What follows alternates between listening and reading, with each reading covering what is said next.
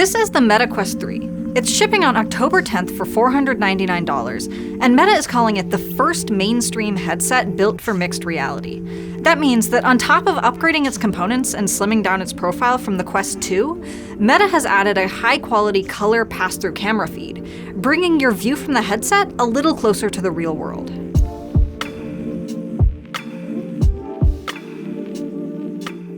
Here are the straightforward upgrades to the Quest 3's specs. We already knew it would be slimmer than the Quest 2 thanks to a new pancake lens design that doesn't take up as much space. It uses a second-generation Qualcomm Snapdragon XR2 chip, which is supposed to give it double the graphics performance of the Quest 2. But it's supposed to get roughly the same battery life, between 2 and 3 hours. The base version has a relatively small 128GB storage capacity, but you can bump that up to 512GB for a price. You can buy some new accessories too, like face masks in different colors and a charging dock that comes with rechargeable controller batteries, as well as a new version of the more comfortable Elite strap. You'll also notice that the controllers look a little different. The Quest 2's controllers had an LED-studded ring that curved over your knuckles to help the headset track it. Last year's Quest Pro got rid of this ring and replaced it with cameras that were mounted on the controllers, which streamlined them, but made them more power-hungry. The Quest 3 controllers don't have a ring or built-in cameras. Meta promises that AI advances will let them accurately track your hand position without either of those things. In my time with the Quest 3, the controllers did seem to work well, but it was a hands-on demo showing them under the best possible conditions, so we don't know how they'll perform at home. The biggest difference, however, is contained in those 3 black notches on the front of the headset. The left and right ones contain high-resolution color cameras that can pass their feed through to your display. The center one contains a depth sensor, which helps the headset map your surroundings. Combined, they let the headset blend the virtual and real worlds, so you can play a virtual tabletop game on your coffee table, or capture aliens rolling around your living room floor. You can tap the headset's right temple twice to swap between a full virtual world and a pass-through mixed reality one, and Meta is promising new games and apps that take advantage of MR. Now, you may have heard this promise before.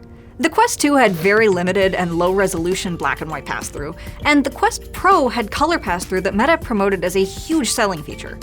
But the Quest 3's mixed reality seems like a significant leap up from the Pros. For one thing, the higher resolution display means you'll get more detail from the feed. For another, the color balance and lighting seems dramatically improved. I could do things like check my phone while wearing the Quest 3, which I generally couldn't do with the Pro. Again, I saw this headset in a very controlled environment, but I could occasionally almost forget I was looking through a screen, which never happened with Meta's earlier devices. The depth sensor also gives the headset a better sense of your space. Unlike the Quest 2, the Quest 3 can automatically suggest a boundary for your play space, instead of making you physically draw it. Although in my short time with the headset, that physical drawing still proved more convenient.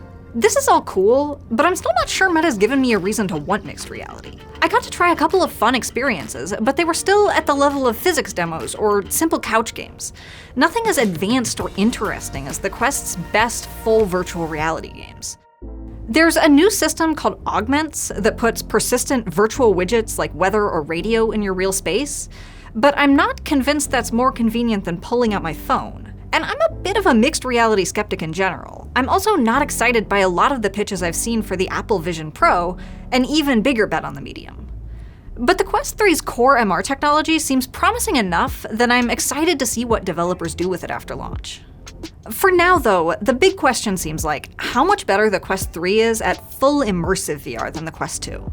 After all, the Quest 2 is sticking around at a much cheaper $299, and the flagship games we've seen for the Quest 3, like Assassin's Creed Nexus VR, will still work on the Quest 2.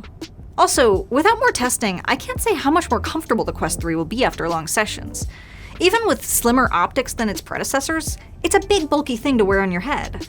I spent my hour-long demo adjusting it to find a sweet spot where it was secure but not too tight. On the other hand, the Quest 3's upgraded display and processor are great news if you're looking for detailed and better-looking graphics for standalone VR.